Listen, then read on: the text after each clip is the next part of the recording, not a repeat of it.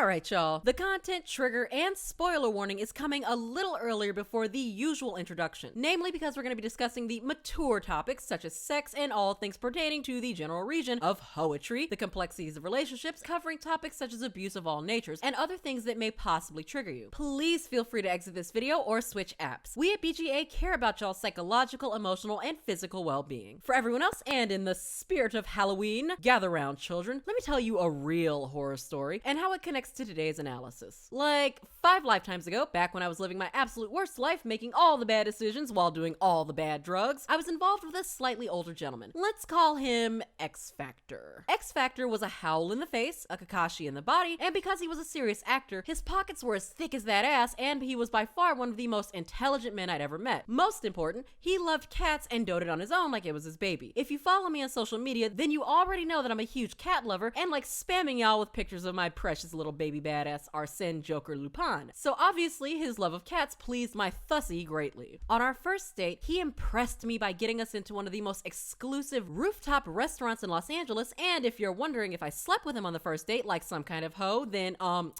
duh, yeah, of course I did, because we at Black Girls Anime are pro-ho and sex positive on this here page. Alexa, play WAP by Cardi B featuring Meg Thee Stallion. The dick was exactly like eating Yuki's cooking for the first time. For a while, it felt like I was the protagonist of a Shojo or Josei manga. I'd even say I was floating on thin air like Ochako, but we all know what happens to her after a while, and, you know, Shojo and Josei protagonists usually have the most abusive romantic interests. So, after 2 or 3 months of whining, dining, and good dicking, it all came to an abrupt and nauseating end when we got into a heated argument. I saw his real temper for the first time, and he literally threw me out of his apartment with no way to call for help or an Uber. In the middle of the night, I was standing at the bus stop hoping that the next driver would be kind enough to let me ride home for free. It was, without a doubt, one of the most humiliating and traumatic moments of my entire life. Even 6 or 7 years later, it still makes me cringe just to think about it. 2 months ago, he randomly slid into my DMs on Instagram and randomly replied to a story featuring my cat, talking about, oh, he's getting so big now. Putting aside the fact that let me know he'd been following me for some time, I was just about to tell him to fuck off. But what had happened was, I'd synced his new profile picture was a semi-nude, full-body shot of him from his latest photo shoot. My fingers slipped, and next thing I knew, I was accidentally scrolling through his IG for 10 minutes. He's major beard game energy now, which makes him like 10 times hotter than he was almost a decade ago, has the body of Jason Momoa, a face with big ride-on shooting star energy, and an ass I would definitely roll my weed on. And that right there is the real horror of this story. Despite him treating me worse than garbage the last time we spoke, enough to the point of literally traumatizing me, the minute I saw he was hotter than he'd ever been, my first thought wasn't, yeah, no, fuck this guy. It was, yeah, no, I would totally fuck this guy again. Or maybe you've personally experienced something similar to this and or know someone who would make equally questionable decisions. Or maybe, just maybe, you're a fan of Shojo, Josei, and Yaoi, or just fictional characters as a whole, and you totally 100% understand because the fictional dick you'd ride off into the sunset in real life is attached to a toxic fuckboy with more issues than Shonen Jump or any of its protagonists. Still, many of us are convinced that with just the right amount of love and patience, you could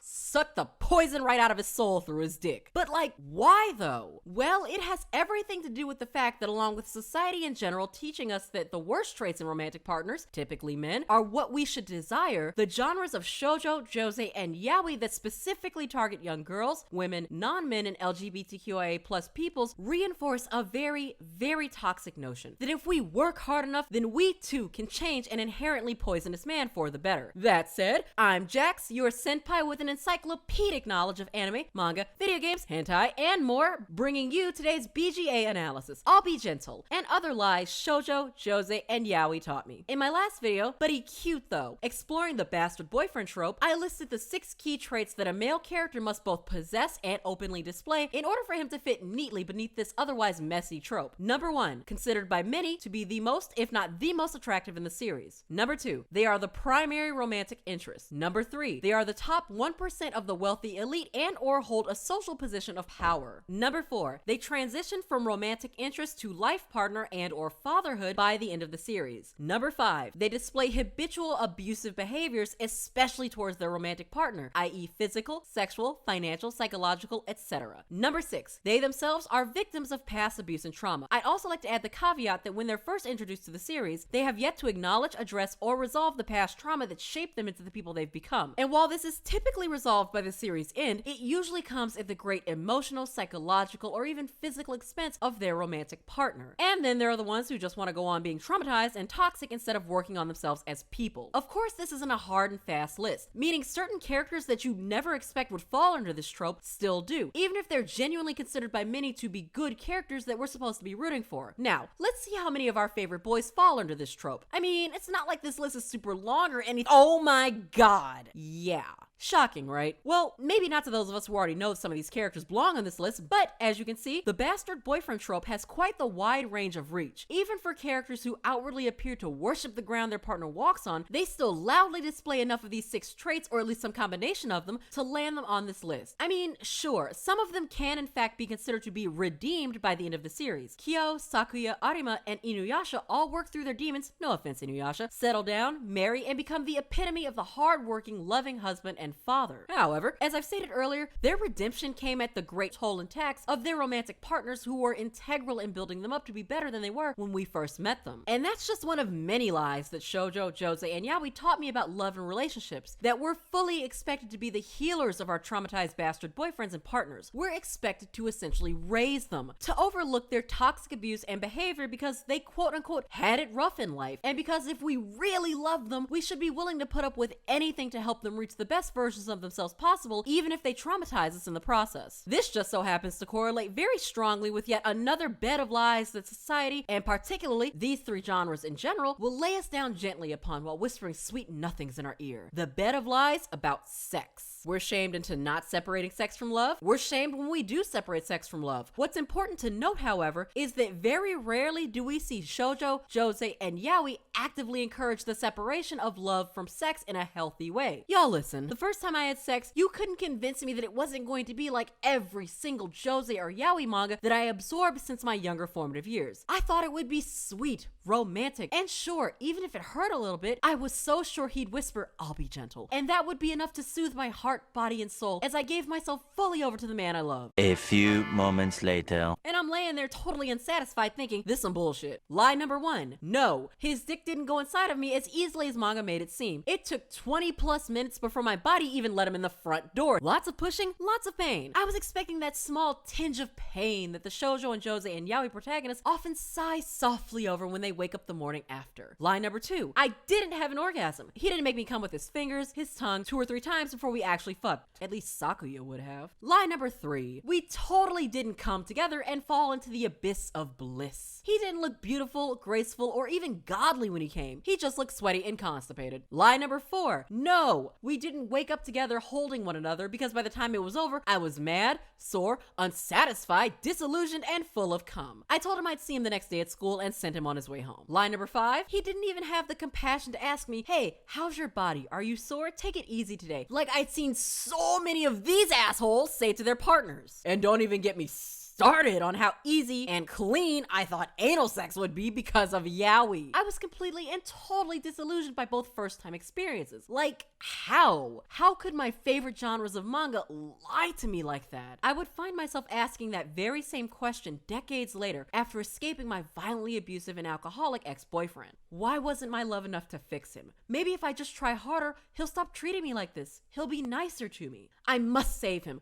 We'll get our happy ending. I just have to work harder. He's just been through some horrible things in his life. He's just misunderstood. You don't know him like I know him. He needs me. Any of that sounding familiar? Well, it should, because not only are these both literal and paraphrased lines of dialogue spoken directly from the bastard boyfriend/partner's love interest, but they're also exactly what people in abusive relationships say and believe. For those of you struggling to understand how manga or anime could influence how a person can be conditioned to accept abusive behavior and call it love, well, think about the people who are reading this manga and why. I openly talk about being abused from my earliest ages and long into adulthood. Growing up, I had no sense of self, identity, protection, or any kind of inkling of what quote-unquote real love, much less healthy love, looked like. All I knew was that I was severely denied love growing up, and that lack resulted in my desperately craving it at any cost. I would escape into, specifically, romance-heavy genres such as Shojo, Josei, and Yaoi. I grew up idolizing the same quote-unquote iconic romances that made me truly believe there was real love waiting for someone like me out there in the world somewhere. And when the time came, that same type of love would naturally come with the world-shattering sex that was passionate and pure, and I'd have like 5 5 orgasms each time we had sex, simply because it was with the one that I love and trusted the most. And if we had any kids, we love them and raise them and treasure them in ways we ourselves hadn't been as children. Like most forms of entertainment and media, Shojo, Josei, and Yaoi is selling us a fantasy that's subsequently saturated in realistic expectations of what our societies firmly believe should make us happy. For many women, femmes, femme-presenting, and non-men, we're often told, if not outright forced, to accept that what would make us happiest would be dedicating ourselves entirely to one man, raising a family, and taking care of them. Which, if you haven't already noticed by now, is often how many of these series tend to end. That's problematic for a few reasons. Namely that it reinforces the notion that women, femmes, and non-men simply can't know happiness without having children. And believe me when I say that Shojo, Josei, and Yaoi manga have only helped to contribute greatly to my already complicated feelings on having kids in this particular lifetime. To be honest, I'm perfectly content with my 6-month-old kitten. In fact, I can honestly say that I'm happier without children and would be genuinely content simply raising animals for the rest of my life. Even marriage isn't as big of a deal to me as it used to be. I'd genuinely be okay with being that hot, rich, single, and well-traveled uncle with no kids who can live their best life without having to answer to someone. But at the same time, I also look at the way series such as Fushigi Yugi, Blackbird, Fruits Basket, Karakano, and Sensual Phrase ended, with the main characters not only married, but genuinely overjoyed to be parents. I start to wonder if I'm missing out. Then I hear my siblings cuss out their kids at Walmart or hear someone's 5-year-old shrieking at the top of their lungs, and immediately I remember why I'm on birth control in the first place. So what exactly is the takeaway from all of this? Simply put, we can love, support, and consume shoujo, josei, and yaoi, and of course all forms of entertainment. But at the same time, we can also acknowledge and accept that those 3 genres that are targeted specifically at women, femmes, non-men, and LGBTQIA+ peoples contain very ashy, harmful, and toxic message and ideals, such as suffering for one's bastard boyfriend/partner and subsequently internalizing the normalization of abuse that may or may not impact those who are emotionally and psychologically susceptible to. It's okay to want to find the love of your life and start a family. In fact, I hope that's if what you have chosen, it brings you nothing but happiness and joy for all your days, and you get to watch your children grow up as you grow old alongside your partner and share your golden years together. It's not okay, however, to feel as though you have to endure any kind of suffering or abuse from your partner in order to achieve your happy ending. It's also perfectly fine to be single, not want children, and still feel fulfilled in life. What's not perfectly fine is demonizing those that feel that way or feel that their life would be lacking in some way without the addition of a romantic partner and child. Those are the messages, as a lifelong fan of shoujo, josei, and yaoi, I truly want to see more of in the future, if for no other reason than to show a little baby weeb picking up their first shoujo that they don't have to suffer for the person that they love, and that they and you deserve to be treated nothing short of the love, respect, and reverence that Gomez Adams has for Morticia. Totally not an anime couple, but still, they're literally the healthiest couple to ever exist, and I will fight anybody on this, and their entire dynamic is one we desperately need to see more of in the romance-heavy genres we love so much. But what do you all think? Drop your thoughts in the comments below. Thanks again for watching, and don't forget to subscribe to Black Girls Anime LLC for more in-depth, informative, educational, and entertaining reviews and analyses of your favorite anime, manga, video games, and more, all for the culture.